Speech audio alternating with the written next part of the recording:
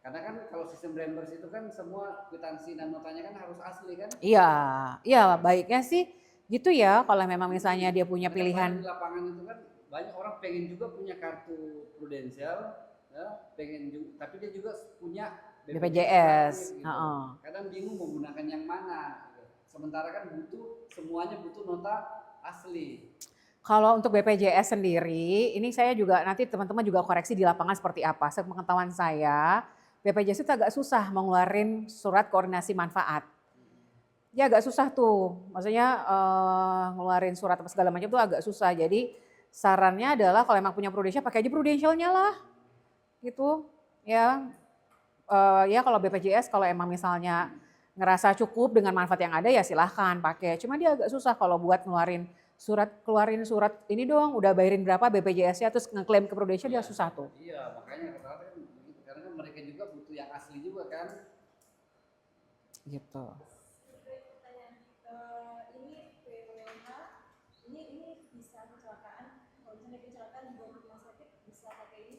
Bisa, bisa.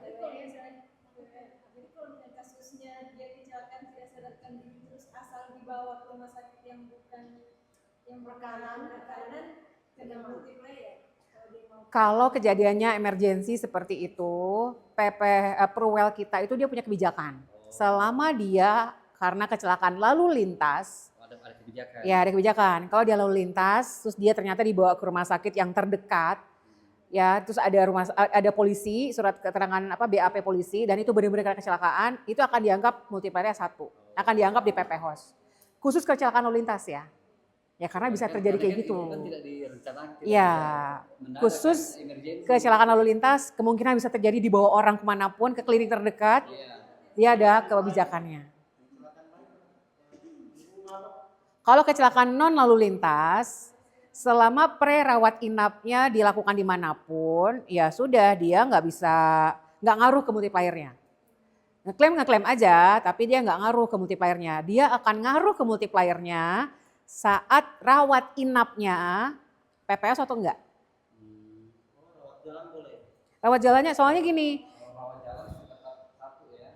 Karena gini, dia itu kan punya ini ya, kan bisa nih pre-nya, pre-ranap. Terus dia akhirnya ranap.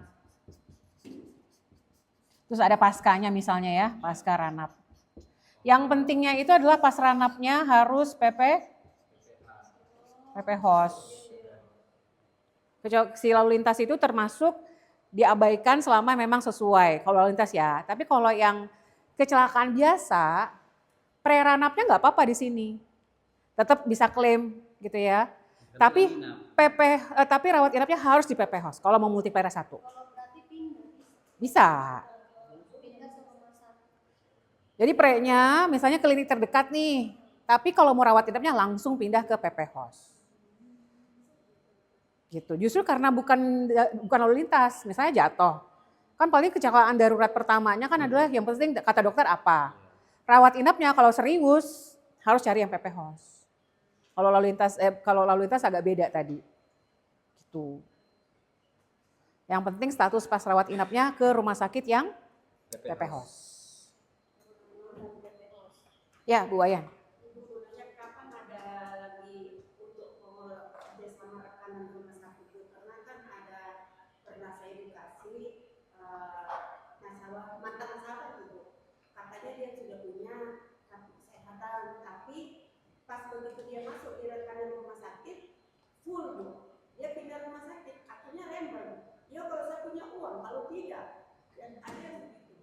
Kalau ditanyain, ini kan di Palu sekarang 9 ya, rumah sakit PP Hos kita. Memang satu doang yang bisa cashless, Woodward. Iya, yang cashless kan, yang lainnya harus sistemnya reimburse. Kalau teman-teman di Palu, Pak Wijra, kalau ada saran, kemarin saya tanya ya, kalau ada saran rumah sakit tambahan, let me know, kasih tahu saya.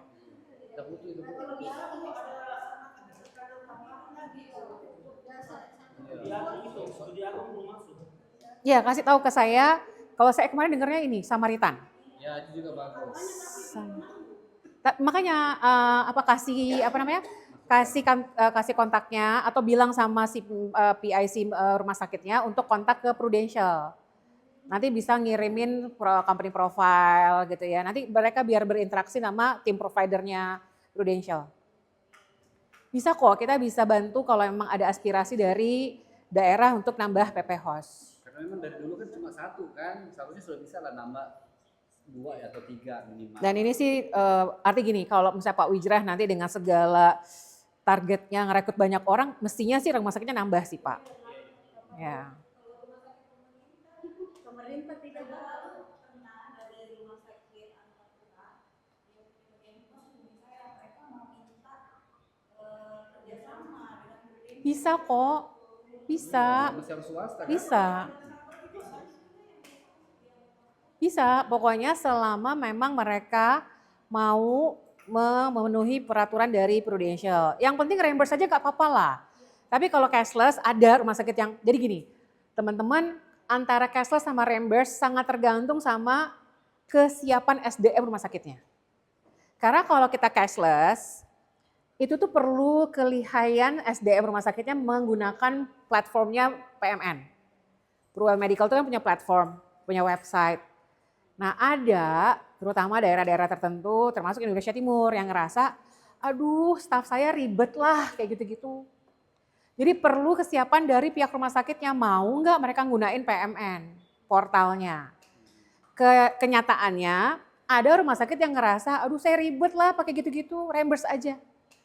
Cashless tuh tantangannya itu Bu Wayan. Tapi kalau ada silahkan kasih tahu ke kita. Kita mau nambahin cashless-nya. Kita mau nambahin cashless-nya. Semua ada ininya ya, semua ada plus minusnya. Iya. Kalau reimburse itu si rumah sakit kan nggak perlu pusing. Iya, tinggal nota aja. Tinggal kwitansi aja. Tapi lebih mending ada PP Host daripada nggak ada. Karena kan multiplier itu yang kita jaga.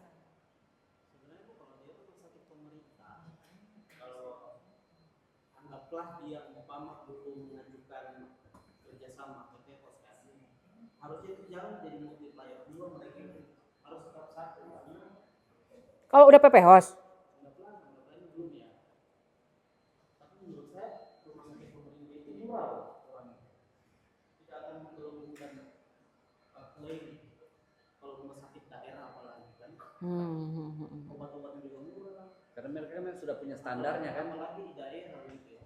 Ini aturan tadi Prudential itu cocok untuk di Jakarta. Rumah sakit swasta.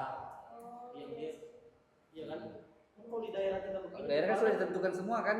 Misalnya tindakan ininya itu harganya sekian. Daerah, rumah sakit daerah contoh RSUD, Anutapura, Undata. Wih, mana dorong mau begitu? Bilang kayak mau kasih gelembung tidak nih. Karena mereka Maksud saya kalau seandainya mereka itu belum mengajukan kerjasama toh, harusnya kalau di daerah ini harusnya dikasih multiplier 2. Karena ini rumah sakit pemerintah dan kayaknya murah. menurut saya dia cuma murah. Standar. Ada standarnya kan dia semua. menggabung bagaimana juga obat-obatan juga obat-obat generik. Kamarnya juga kasihan berat per malam. Enggak ada sampai Tidak ada sampai jutaan itu 2 juta per malam. Iya. Murah kok juga kalau rumah sakit pemerintah itu. Sebenarnya asuransi biar Prudential melihat oh di daerah ini, oh di Palu atau di daerah begini, anggaplah bukan yang PP Host, tapi kan tidak akan terjadi juga penggelembungan yang tadi barang sampai besar, karena juga murah juga. Iya. Beda kalau di Jakarta, alatnya canggih semua kan. memang harus masuk PP Host dia itu wajib. Toh? Paling gini. Paling gini, concernnya kalau memang khawatir multiplier yang tahun depannya kena 2, kalau rasa rumah sakit itu memang murah, nggak usah klaim. Nggak usah klaim supaya multiplier nggak kena 2. Saat ini nggak bisa. Waktu kita sudah keluarin produk Purwell, kan dia harus ngikutin. Syaratnya PP Host-nya harus, kalau mau multiplier 1 harus PP Host. Dan kenyataannya Palu udah punya kan PP Host 9 gitu ya. Jadi nanti ada deh saya lihat. Kalau di website bisa dicari loh. Gitu. Jadi gini, kalau concernnya multiplier, Yang cashless cuma satu, yang lain reimburse. PPH, PP Host. Ini 9 semua. Anu tak bisa masuk. Tapi kalau Morowali saya sudah masuk. Apa? Rumah sakit yang di Morowali, rumah sakit daerah sudah masuk di PPH. Ini juga ada kok rumah sakit daerahnya kalau nggak salah. Bentar ya, coba saya lihat ya. Secara apa ya, teori tambahan informasi, underwriting itu ada dua biasanya diseleksi, finansialnya sama kesehatannya, ya. Supaya apa? Prudential tidak memasukkan orang-orang yang niatnya jelek. Ya, makanya diseleksi underwritingnya itu antara kesehatan sama finansial. Kalau kesehatan ya supaya orang yang nggak masuk yang sakit-sakit ya. Tapi kalau finansial supaya nggak ada orang yang masuk Prudential untuk tujuan ilegal, money laundering misalnya. Ya, dapat duit dari cara ilegal, masukin ke asuransi. Tujuannya apa? Habis itu diambil lagi duitnya. Gitu, ya. Memang sih di asuransi kesehatan nggak mungkin lah. Karena kan pas sudah masuk uangnya angus, nggak ada yang bisa dapat gitu ya. Tapi financial underwriting itu diperlukan supaya nggak ada yang punya niatnya jelek lah, ilegal gitu ya. Apalagi kalau misalnya asuransi yang punya manfaat nilai tunai, itu cenderung bisa dimanfaatkan mereka untuk cuci uang. Masukin terus diambil lagi. Tujuannya apa? Supaya nanti kalau dia transaksiin lagi uangnya, kan kalau di transaksi perbankan suka ada pertanyaan gini, sumber dana dari mana? Dia akan jawab apa? Habis tebus polis asuransi, padahal sumber awalnya apa? Gitu ya. Berperanlah sebagai field underwriter, ya kita lihat secara fisik gitu ya, kita pahami nasabahnya jawabannya itu valid atau gugup atau pura-pura gitu ya, pahami informasinya akurat atau tidak. Jadi karena teman-teman yang ngelihat langsung calon nasabahnya, underwriter di Prudential nggak pernah lihat, jadi Prudential tuh mengandalkan mata-mata tuh dari lapangan, dari agent. Ya, contoh misalnya ngelihat kayak saya ini pasti kan udah overweight, jadi bilang overweight. Cantumkan tinggi badan sama berat badan yang sesuai, bukan berat badan harapan. Ya, berat badan harapan tahu? Saya misalnya sekarang masih overweight, tapi saya berharap saya diet, nanti jadi ideal. Jangan cantumin harapan, realnya aja. Ya, gitu ya teman-teman ya. Jadi jangan gara-gara pengen shoot, udahlah dibohongin aja. Kan nanti mau diet kan Budayu gitu ya, nanti ibu diet turun 10 kilo gitu. Itu harapan ya. Underwriting itu perlu kenyataannya gitu ya. Ya, pastikan kita pakai utmost good faith, niat baik gitu ya, bahwa tujuan kita di sini menjadi rekannya Prudential, bantu nasabah terproteksi. Jadi nggak boleh ada kebohongan. Ya, nggak boleh ada no disclosure, yang nggak nginfoin hal-hal yang bersifat mendasar. Udah punya sakit, kasih tahu. Udah ada riwayat orang tua kandung, kasih tahu. Ya, sudah pernah konsul udah pernah konsul dan dapat diagnosa A, B, C, kasih tahu. Gitu ya, semua harus di-disclose. Hal-hal yang berhubungan dengan mendasar manfaat asuransi. Resiko sakit, penyakit bawaan, penyakit keturunan, riwayat yang sudah pernah ada harus diinformasikan. Ya, bagusnya sih cari yang ideal, yang nggak pernah ada riwayat itu. Tapi kalaupun ada dan teman-teman secara kasat mata melihat, harus jadi investigator. Kayaknya nggak bener nih kalau dia bilang bahwa dia sehat, padahal tremor misalnya, gitu ya. Atau misalnya kita ngeliat secara fisik, matanya celong atau apanya gitu ya, ya kita harus jadi investigator gitu. Jadi jangan percaya saja, tapi ya kita catat apa yang harus disampaikan. Oke, terus, nah tips kalau sudah punya kondisi nasabah yang ada di sini, pesannya dari underwriting nggak usah tawarin asuransi kesehatan. Kalau udah kayak gini tawarin apa Pak Wijrah? PSP. Ya, kalau udah punya riwayat nyeri dada, jangan tawarin Purwell. ya gagal jantung, penyakit jantung koroner, sudah pernah bypass, stroke, pendarahan otak, aneurisma, Parkinson, gangguan mental, sakit saraf, kelumpuhan, pokoknya ini udah berat-berat lah sebenarnya.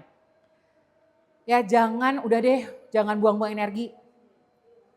Masih ada yang lain ya, yang lebih sehat. Jadi jangan buang-buang energi, nawarin ke mereka-mereka. Kalau misalnya teman-teman berkeras, bukan kalau kanker udah pernah sembuh, udah nggak ada, bisa nggak? Sebenarnya sih kita mau bilang ajuin aja. Tapi pasti diminta data-data perawatannya, status saat ini seperti apa gitu. Ya, jadi lebih kepada kami sih ngingetin gak usah buang-buang energi ke mereka-mereka. Ingat ya, kita fokus ke yang memang masih mau dibantu. Ya. Kunci penting pengajuan polis, pastikan isi SPAJ dengan data yang benar dan akurat sesuai dengan data yang sebenarnya, bukan data harapan. Ya. Pastikan dokumen yang diminta disampaikan pada kesempatan pertama, pokoknya semua kalau bisa disubmit di bagian awal. Jangan ada pending. Kadang pending kita tuh pending KTP gitu loh. Usahakan foto dari KTP asli, jangan ngambil dari galeri. Suka ada pending KTP seperti itu tuh. Terus jangan isi amandemen bila nggak perlu. Amandemen itu pernyataan tambahan. Ya. Nah, admin kantor pasti tahu lah ya, amandemen tuh ya jangan yang semua pengajuan pakai amandemen, kalau nggak perlu ya nggak perlu. Gitu ya. Pastikan kondisi kesehatan nasabah sesuai dengan produk yang akan diajukan. Ketentuan UE untuk meninggal dunia akan beda dengan kesehatan sudah pasti. Ya. Makanya kalau udah kenapa-napa, tawarin dia apa? PSP ya. Jangan malsuin tanda tangan nasabah, jangan melakukan tindakan yang merugikan nasabah, tenaga pemasar ataupun perusahaan. Dan lakukanlah medical check up di panel Prudential. Dengan surat pengantar sesuai dengan ketentuan, ada yang dibayar oleh Pru, ada yang dibayar oleh nasabah. Gitu ya. Ini tips dari underwriting sampai tadi di situ. Ada yang mau ditanyakan? Ada yang mau diklarifikasi? Aman? Clear ya? Apa beda kalau nasabah mengajukan PWM sama nasabah mengajukan UP jiwa?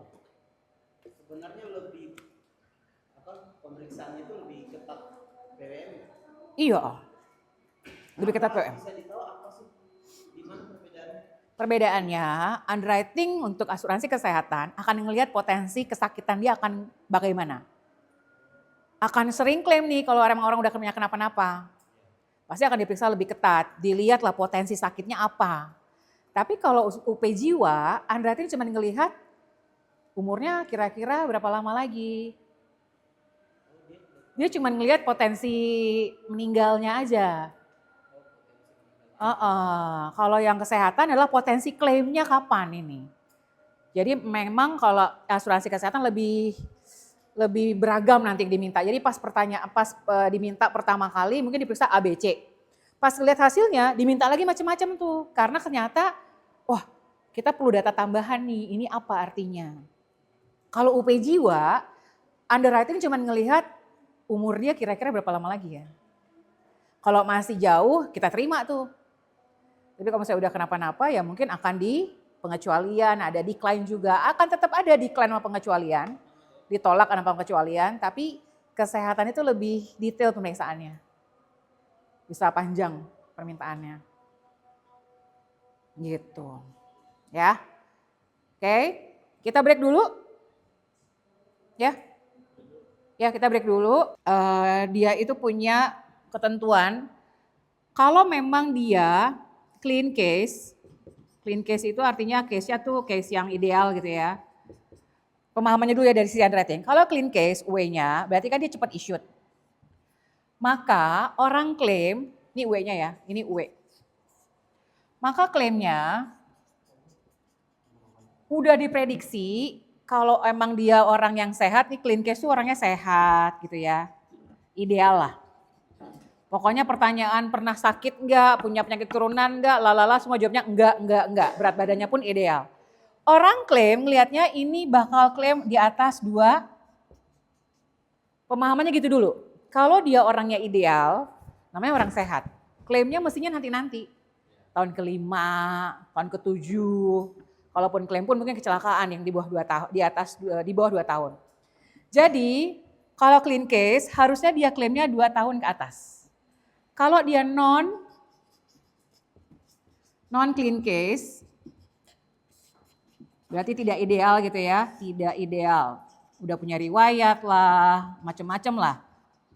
Maka orang klaim sudah prediksi klaimnya akan lebih awal. 2 tahun sudah diprediksi akan klaim. Makanya nanti statusnya kan ada pengecualian, ya, atau ada ekstra premi. Itu teman-teman memahaminya ini dulu. UE sama klaim itu akan saling terhubung. Nah, yang perlu dijaga adalah kenapa akhirnya Prudential pakai investigasi atau penelusuran. Yang sering terjadi, klaim-klaim yang mencurigakan itu adalah dia klaimnya ngakunya clean case, tapi klaimnya ini yang nggak matching menurut UE sama klaim. Kalau nggak matching, akhirnya orang klaim melakukan investigasi. Kalau lu sehat, harusnya lu klaimnya nanti lebih lama. Ya, kalau lu nggak sehat, kita udah prediksi kalau klaimnya lebih awal, makanya ekstra premi, makanya ada pengecualian. Kalau lu ngaku sehat tapi klaimnya di bawah 2 tahun, Prudential ngeliatnya ada apa ini? Jadi itu yang perlu dipastikan. Jangan sampai ada case-case yang kayak gini, karena ini sering sekali menjadi sengketa atau ini sering kali menjadi pusat topik yang sering dikomplain sama nasabahnya. Maka dari awal tuh penting banget UE-nya tuh dengan pemikiran jangan ada dusta ya Bapak, Ibu. Sampaikan aja semua riwayatnya. Karena kalau di bawah 2 tahun, padahal case-nya itu clean, Prudential ingin memastikan apa ini, kami ditipu nggak? Prudential dibohongin nggak sih? Ya itu yang mau kita klarifikasi, makanya ada investigasi itu di case-case yang kayak gini. Makanya perlu investigasi. Ini doang yang bikin nggak nyaman kalau klaim itu. Makanya ini semua bisa dihindari kalau sudah sesuai di UE-nya. Harus jujur apa adanya. Kadang-kadang ini yang bikin nggak nyaman. Cashless, kalau ketemu investigasi bisa ke pending cashless-nya. Akhirnya diminta untuk reimburse. Kalau ketahuan ada yang ditutup-tutupi, klaimnya malah bisa ditolak. Kalau emang akhirnya tervalidasi ini non-disclosure, polisnya malah bisa diterminasi. Jadi hati-hati kalau bicara UE sama klaim, itu pesannya. Tapi kalau selama UE-nya udah benar gitu ya, sesuai ideal kayak gini, aman. Tidak ada kendala apa-apa dalam hal klaim di Prudential. Bukti sudah kita bayarin 6,7 triliun. Ini doang yang nggak bikin nyaman investigasi itu. Ya, dan investigasi kejadiannya ya kalau clean case tapi kok klaimnya di bawah 2 tahun dan kronis pula. Kronis itu tahu ya teman-teman? Dia punya waktu akumulasi. Dia nggak mungkin tiba-tiba kanker. Dia nggak mungkin tiba-tiba stroke. Dia nggak mungkin tiba-tiba gagal ginjal. Segala yang kronis nggak mungkin terjadi dalam waktu singkat. Pasti kalau emang ada yang kronis nih, ya pasti ada hal-hal yang ditutup-tutupi. Itu aja, investigasi itu untuk memastikan tidak ada non-disclosure dan tidak ada pre-existing condition. Udah itu doang. Karena kalau yang lain-lain perkara dokumen selengkap mungkin dikasih ke Prudential pasti cepet. Udah yang pengalaman Bu Mini, cepet kan klaim? Selama lengkap semuanya cepet. Aman. Kalau misalnya ada nasabah sudah 2 tahun tapi ada dan setidaknya riwayat kayak begitu dan Bu, tapi dia belum pernah klaim misalnya. Dia nggak pernah klaim sama 2 tahun pertama. Iya, Tapi klaimnya tahun ketiga. Belum pernah klaim tapi bagaimana misalnya besok ada klaim begitu? Ada Di atas 2 tahun. kalau di atas 2 tahun mah udah aman, ya. Kalau di atas 2 tahun aman. Ya justru untuk itulah asuransi ada. Ya kan, orang yang sehat bisa saja sakit. Asuransi ya gunanya untuk itu. Tapi kalau orang sehat beneran, dia nggak akan cepet klaimnya, bener nggak? Kan masih muda, masih sehat. Kan dia jawab pertanyaannya, tinggi berat badan gimana ideal? Nggak ngerokok, nggak minum alkohol, nggak ada riwayat keturunan, nggak ada penyakit bawaan, nggak ada sakit apa-apa, nggak pernah operasi, nggak pernah apa-apa. Kan sehat secara realnya, orang yang demikian kita tuh ngelihatnya sehat. Kalau sehat, idealnya klaimnya mah yang berat-berat masih lama. Yang kayak gini tuh yang kronis ya, yang kronis yang tiba-tiba hipertensi, yang tiba-tiba stroke, sakit berat, kronis. Ya, kalau ketemu klaimnya kondisi kronis, maka investigasi akan diadain. Bagaimana investigasi itu? Investigasinya kalau dia cashless, itu akan ke hold dulu tuh proses cashlessnya, penjaminannya. Nah, investigasinya dilakukan oleh investigatornya PRU. Dia akan cross check ke semua rumah sakit yang ada data kita. Jadi waktu kita klaim itu kan kita menyatakan kasih surat kuasa untuk Prudential cari data kita di mana saja. Nah, Prudential tuh bisa nge-trace ke rumah sakit yang ada. Ya, kalau ditanyain sejauh mana rumah sakit akan menginvestigasi, sejauh mata memandang, ya, sebanyak kaki melangkah. Cie. Tak terkira. Puskesmas tidak ya? Tetap bisa dapat. Klinik. Bisa dapat. Kalau kena salah cuma rawat jalan, itu kan tidak dirawat inap, bisa ketahuan nggak? Bisa ketahuan. Oh, biar rawat jalan. Bisa ketahuan. Biar tidak dirawat inap. Iya, soalnya kan kita jadi gini, pas si investigator kita lagi mau investigasi ke rumah sakit, ketahuilah dia itu pakai live investigasi, itu artinya dia cuman via telepon. Gitu ya, misalnya nih di Palu ke rumah sakit Samaritan. Investigatornya klaimnya cuma bilang gini, ada yang namanya Dodi nggak di situ? Pernah ada riwayat nggak? Gitu. Dia ngasih tahu nih gini, oh ada. Nah pada saat ketemu ada, itu tanda buat investigator untuk investigasi lebih dalam. Dodi kapan rawat inapnya? Rawat inapnya gara-gara apa? Diagnosanya apa? Dokternya merawat apa? Kondisinya gimana? Nah investigasi itu memastikan bahwa oh kalau emang nggak ada hubungannya sama kronisnya atau emang bukan penyakit kronis, tetap aman. Kecuali ada hubungannya ya. Kecuali ada hubungannya. Berarti memang sudah ada bawaan sebelum. Betul. Jadi memastikan kalau nggak ada hubungannya dengan yang diklaim saat ini tuh yang kronis. Investigasi kan buat yang kronis aja. Tapi seandainya kalau itu sebuah riwayat pernah dia rawat dengan penyakit berbeda, itu bukan jadi masalah lagi.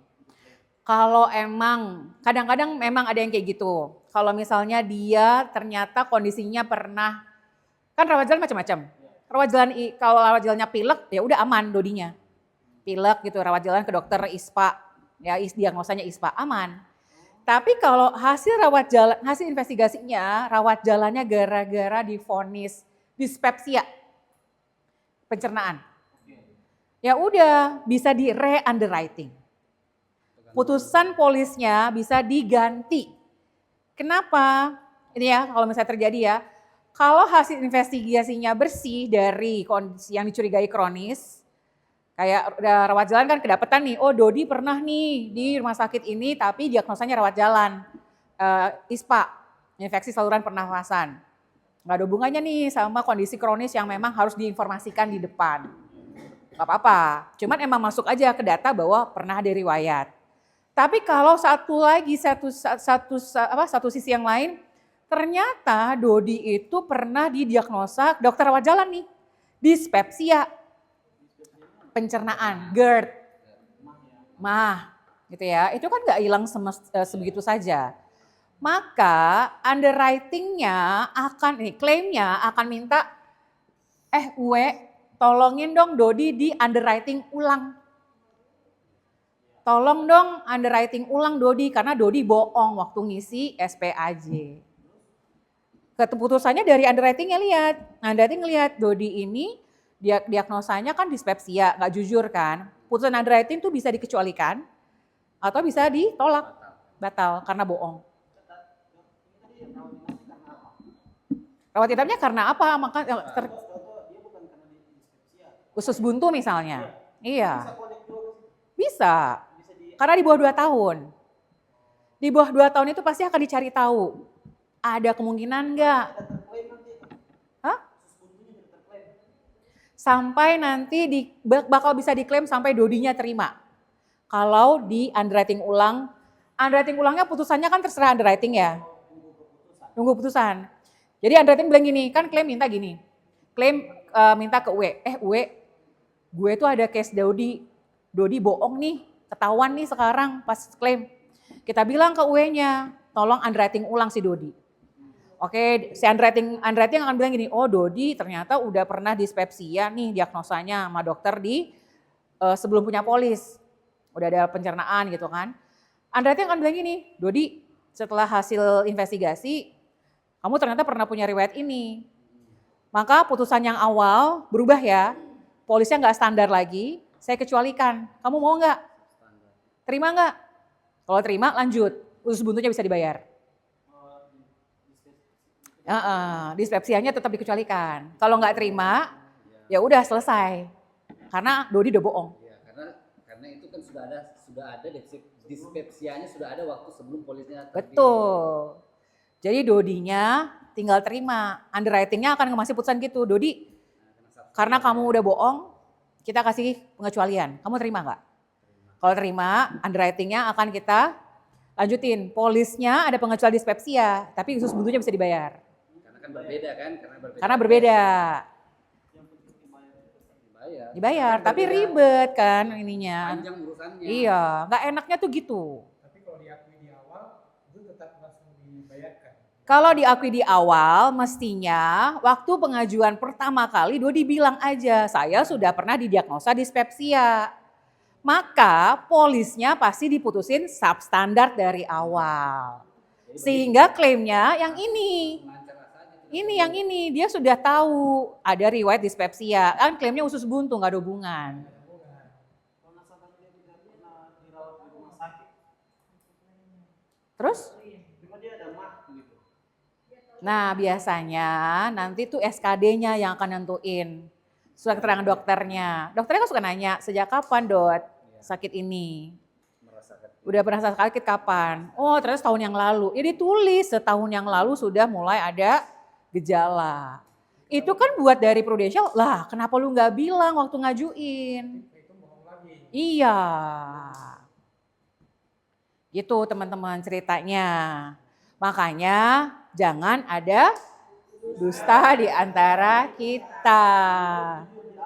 Betul. Yang nggak enak tuh klaim tuh cuman bagian ini. Selama tidak ada investigasi, lancar-lancar aja, pasti dibayar.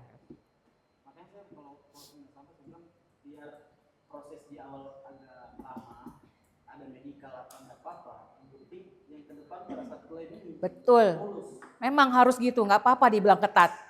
Nggak apa-apa dibilang lama di awal, tapi pengen nggak tenang nanti klaimnya. Itu intinya, kita pengen nanti pas klaimnya tenang. Kalau medical check up berarti pasti sudah aman. Harusnya aman, kalau MCU diminta sama Pru.